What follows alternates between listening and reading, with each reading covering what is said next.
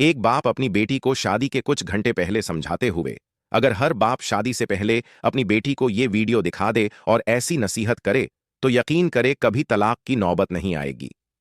बेटी, यहां तुमने जो कुछ भी खाया पिया, कभी वहां इस बात का जिक्र न करना कि तुमने अपने माँ बाप के घर अच्छा खाया है और यहां तुम्हें अच्छा खाने को नहीं मिल रहा है।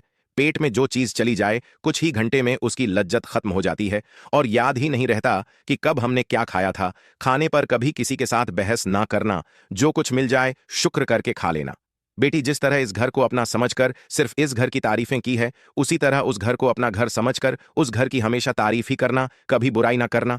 अब वही तुम्हारा अपना घर है, अब उस घर की इज्जत और आबरू की हिफाजत करना तुम्हारा काम है। बेटी अपने बाप की बातों को ध्यान से सुनने लगी। बाप कह रहा था, बेटी तुमने मास्टर डिग्री की है, बड़ी कॉलेज और यूनिवर्सिटी में पढ़ाई की है, मगर अपनी पढ़ाई का रोप अपने ससुराल वालों पर मत इस्तेमाल करना। कभी उनको यह ना कहना कि मैं आप लोगों से ज्यादा जानती हूं, आप लोगों से ज्यादा पढ़ी हूं।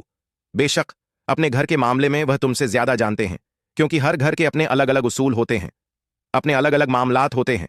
बेटी, शौहर को कभी पीठ देकर ना सोना, क्योंकि अल्लाह पाक औरत की इस हरकत से नाराज हो जाता है। बेटी, रूठना इस हद तक कि तुम्हारा शौहर अगर तुम्हें एक दफा मनाने की कोशिश करें तो फौरन मान जाना, और अगर तुम्हारा शौहर तुमसे नाराज हो जाए तो तुम उसे 1 लाख दफा बनाने की कोशिश करना, और अगर वह 1 लाख दफा मनाने पर भी ना माने तो तुम अपनी कोशिश जारी रखना और उसे मना कर ही दम लेना। बेटी, शौहर से कभी ऐसी चीज की डिमांड ना करना जो उसकी हैसियत से बढ़कर हो। उसकी मजबूरी का अच्छी तरह से एहसास करना, क्योंकि शौहर के हालात का तुम्हें अच्छी तरह से ख्याल रखना होगा। जब तक ससुराल वालों के उसूलों को समझ ना जाओ, तब तक अगर किसी चीज को इस्तेमाल करना हो तो उनसे पूछकर उसका इस्तेमाल करना।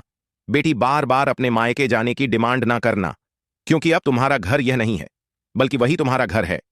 अगर तुम्हारे शौहर को तुम्हारा मायके जाना पसंद ना हो तो बार बार वहां जाने की डिमांड कभी मत करना। कभी किसी और की बातों में आकर अपने ससुराल वालों के साथ झगड़ा ना करना। बाप कहने लगा, बेटी उस घर के सभी अफराद का ख्याल ऐसे ही रखना जैसे इस घर के अफराद का ख्याल रखती हो। मेरी नसीहत अपने दुपट्टे से बांध लेना, शादी के बाद तुम्हारे सर से दुपट्टा सरक ना पाए, और ना ही मेरी नसीहतें। दोस्तों, कितनी कमाल की और कितनी बाखलाक नसीहतें हैं। अगर हर बेटी को ऐसी नसीहत मिल जाए तो बेटी की शादीशुदा जिंदगी यकीनन संवर जाए और ससुराल में वो मायके की तरह हुक्मरानी करती हुई नजर आए।